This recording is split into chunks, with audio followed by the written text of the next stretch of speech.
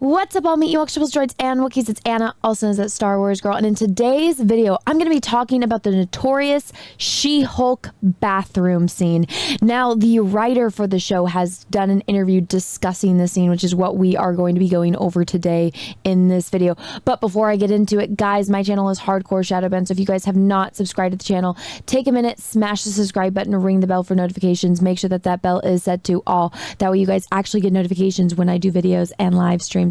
Also, every single like, comment, share really helps fight that YouTube algorithm and get me out of the shadow ban. Now, with that being said, let's get into the topic. All right, everyone. So I have this interview pulled up. This is the interview with Jessica, I think it's pronounced Gao. Jessica Gao, the writer for She-Hulk. Now, I did a video earlier today. I would highly recommend checking that out and maybe watching that one before you watch this, just for a little background. But if you're like, no, Anna, I want to see this, I'm here for the bathroom scene. All right, let me give you a little breakdown. So she's going around doing a press tour, right, which is to promote their big show, the female ran, directed, written show, She-Hulk.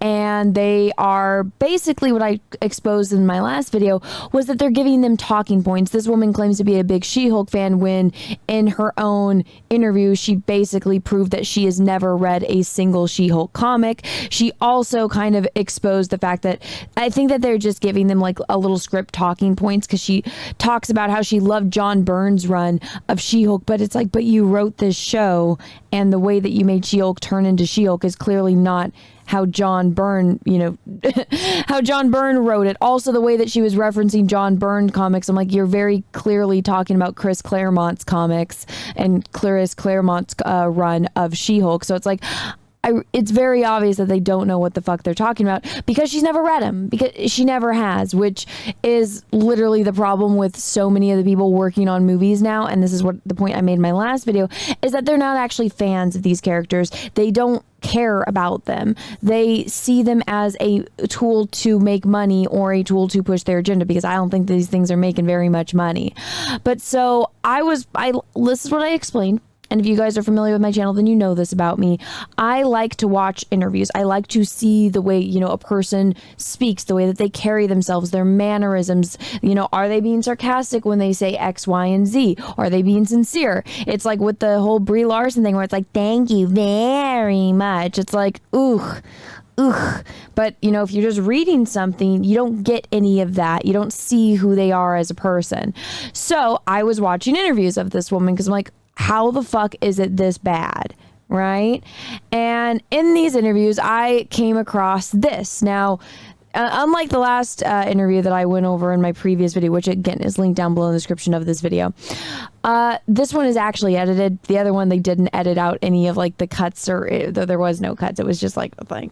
But this one was edited a little bit. But so now they are going to be discussing the bathroom scene. If you haven't seen the She-Hulk bathroom scene in the first episode, it is outrageously terrible.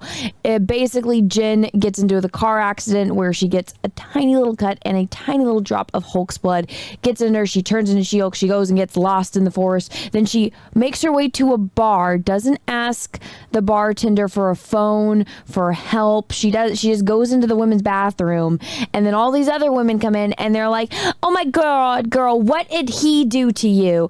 Or she, or they, kind of thing. And then it's like them putting on a bunch of makeup on her. All she has to do is say, I was in a car accident. I wasn't beaten by some man.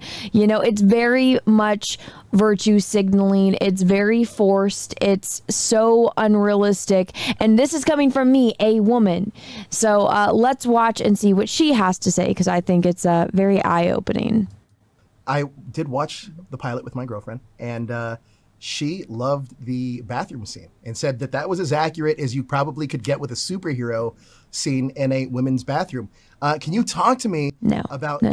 That's not what I said. Real world aspect of that kind of like female empowerment in the bathroom? Like female empowerment. That scene is so important to me. And I had to really go to bat for that scene, because a lot of people didn't understand why it was so important. Because if you look at it from the surface level, you're like, it's kind of an extraneous scene. It doesn't really serve a plot purpose, you know. It doesn't, really except a virtue signal about hating men. Cut it and, you know, you would still understand what was happening in the story. But I was like, this is the single most important scene in that entire episode to me, because it really shows. Guys, a bathroom scene is more important in an episode of She-Hulk where it's a bunch of girls trying to put makeup and clothes, like give her a fur coat, put some like stripper shoes on her, and degrade the man that hurt her, is more important in an episode of She-Hulk than She-Hulk becoming She-Hulk, She-Hulk getting, you know, Bruce's blood that, you know, turns her into She-Hulk. It's more important than, you know, world building or anything like that. The most important scene in this episode is Jen being an idiot, wandering into some bar, not asking for help or a telephone immediately, stumbling into a bathroom. A bunch of women come in, start degrading whatever guy did this to her and starting putting makeup on her, instead of her just going, no, I got into a car accident, I need help, like 911 please. This is the most important scene to the show, to the writer. That tells you all you need to know about why this show is so goddamn fucking awful. Let's continue. Like the magic and the protective like warmth of the women's bathroom. It is a beautiful and safe environment. I mean, outside at the bar, maybe these women would have fought each other. Sure. But for some reason, when you get past the magic barrier of the women's bathroom door, it is the most protective and loving and supportive environment. A girl that you meet in the bathroom of a club will go and like help you bury your dude if you need her to. Sacred ground. Yes, Sacred. absolutely. Go and bury a dude in a year or two. Oh my goodness. These are the people that are in charge of Marvel, and they're wondering why it's getting review bombed by actual reviews, because they don't post any freaking evidence of any of these review bombings. But guys, honestly, if you are the writer for She-Hulk, for a superhero show, you want us to believe that you love this character, that you take this character serious and this universe serious, and you want us, the fans, to give you money and support you, but your biggest priority is talking about female empowerment in the women's bathroom. I'm a fucking woman. I know what it's like to be in a bar and go into the women's restroom. And yeah, if you look fucked up, somebody is going to ask you, oh my God, are you okay? What happened? That is a normal human response. A bunch of women coming in and be like, girl, what did he do to you? Oh my God, let's start putting makeup on you. First off, usually normal people don't want to go and touch a complete stranger, especially one that looks as fucked up as she did. And all she had to do, Jen is a lawyer. She's a very intelligent woman. All she has to do is say, I got into a car accident. I need to call my cousin. Does anyone have a phone? Which she takes forever to do before a bunch of strangers are touching her face, putting makeup on her. I would be creeped out if some random chicks came up to me and started touching me in a bathroom. That's really fucking uncomfortable. And they like to play the whammon card, but I'm like, if this situation was reversed and a dude was fucked up in the bathroom, they'd probably be like, yo, who'd you get into a fight with? You okay? You okay, man?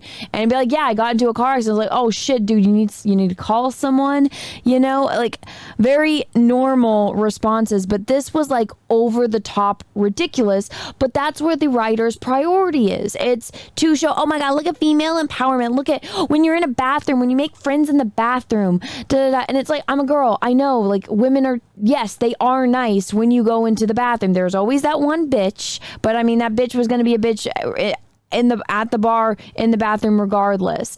But it's like having a fun night. Are you okay? Kind of thing. Like, you know, it's just, you're at a bar, you're there to have fun. Typically, people in general aren't going to be, you know, weird to you. And here's my bathroom story. I remember I was at this bar and there was 2 bathrooms, each of them like a single, like literally it's just a room with a toilet and a sink in it, and there was 2 of them, and this dude like wouldn't stop talking to me, and I'm like, I'm literally waiting in line for the bathroom, and I was like, if you guys follow my channel, you guys know I have the tiniest bladder in the world. And so I was waiting, I was hoping that it was a girl that was going to come out of this bathroom, because if it was a guy, I wouldn't be able to ask this question. But this girl was coming out of the bathroom, and I leaned in and I said, hey, can you make sure this guy doesn't follow me into the bathroom? And she's like, yes, I got you, you know?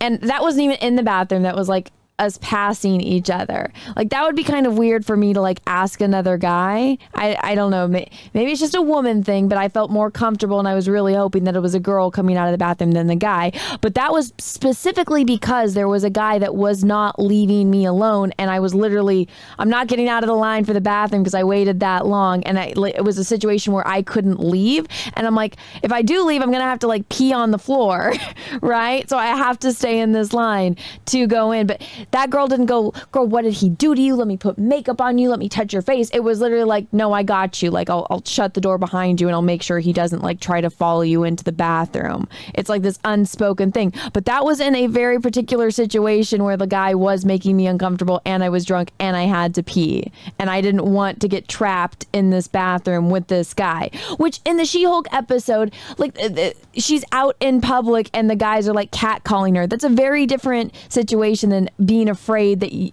I'm a very small woman getting trapped in like the bathroom with like some guy that just wouldn't leave me alone when he knew I was doing like the pee dance in line for the bathroom, right? So that's a very different situation than a girl that's like all fucked up because she was in a car accident when all she had to do was express that she was in a car accident. So yes, women are nice. Women typically are nice. Usually people are going to be nice to you unless you're an asshole to them or unless they got some kind of stick up their ass. And usually that person sticks out like a sore thumb when they're at a bar with a bunch of people that just want to have fun. The asshole will stand out in that situation. And anyone that's had any life experience can tell you that. But anyways, guys, I just wanted to talk about it because it makes me so freaking mad. Again, watch my last video. I pulled up the freaking comic strips because people were getting on me and saying, you're not a real fan. You didn't show any of the comics. And I'm like, all right, bitch, I'll fucking show the receipts because you have obviously never read the books or the comics or, the omnibuses or anything like that. You've never read them, so you probably don't know, and you need all of this evidence. And instead of doing it yourself and actually reading them yourself, because they're actually pretty good, go and fucking read them. But if you go watch my last video, you can see why I'm like very irritated, because I'm like, this woman hasn't read these damn comics and her priority is showing women in bathrooms virtue signaling about how evil men are. So it's like, that is not the person that should be writing this character. It's just not. But anyways, everyone, I just needed to vent about this because it's making me very angry. But anyways, everyone, I hope you guys enjoyed this video. If you did, please smash like button. If you didn't, that's okay too. Thank you so much for watching this far through. Let me know what you guys think about all of this down in the comments section below. Is it making you as irritated as it's making me? And guys, once again, if you haven't subscribed to the channel, make sure that you smash the subscribe button and ring the bell for notifications. Make sure that bell is set to all, that you actually get notifications when I post videos and live streams. And guys, until next time, have a great rest of your day, and may the force be with you, because we are really, really, really going to need it. Bye, everyone.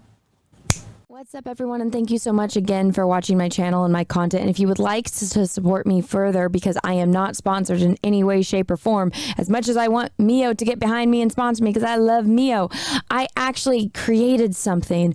I created a cosplay calendar of some of your favorite video game characters, and this is the second cosplay calendar I have done. Everyone really liked the first one, and so I really am grateful for everyone that's come out and support this one as well. It means the world to me. We already broke the total from last year's entire campaign in the first 30 days of this campaign. So thank you once again, everyone, so much for your support. And if you guys are new here and you guys don't know me, well, then this is a really good way to, get to know me and back my calendar and support my channel. There's a lot of really popular characters that were, requested for the first calendar, like Samus. So I started off with her. And unlike Hollywood, as I try to give you guys what you want, I try to give fans and nerds and, all of us that have been told F you by Hollywood to give, you guys what you want and what I want, which is staying true to characters and trying to do the best version of them that I possibly can. So as you guys can see here, this is my Jill Valentine. I got Jade from Mortal Kombat. I got the one and only Lara Croft, my girl Lara. Then I have Miranda from Mass Effect. Now I'm still adding images of these characters. There are going to be 12 different ones, and if you guys are interested in supporting an independent content creator like myself, this is the way to do it. I do the photos. I, do the cosplay. I ship everything out myself. So this is a 100% my own project. So if you guys, again, want to support me and my channel and keep everything rolling, please consider backing my cosplay calendar. I would really appreciate it. The links are down in the description below. So please check that out if you guys haven't already. And if this isn't something for you, then maybe take a second and, share it to somebody who this might be, something they'd be interested in. Once again, everyone, thank you so much and have a great rest of your day.